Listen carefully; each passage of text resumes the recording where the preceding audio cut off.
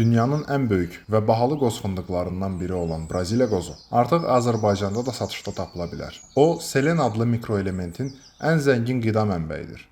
Bu element qalxana bənzər vəzinin normal fəaliyyəti və immun sisteminin möhkəmlənməsi üçün vacibdir. Cənubi Amerikada olan Bertollettia ağacının toxumları, Braziliya qozları böyük Hind qozuna bənzər meyvənin içərisində yetişir. Bu meyvənin içində 10, 20 üçbucaq formalı toxum olur.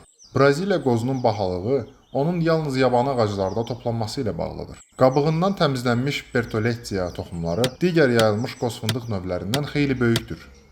Braziliya qozları makadamiya qədər yağlıdır və dad baxımından fıstığa, fındığa və şam qozuna bənzəyir.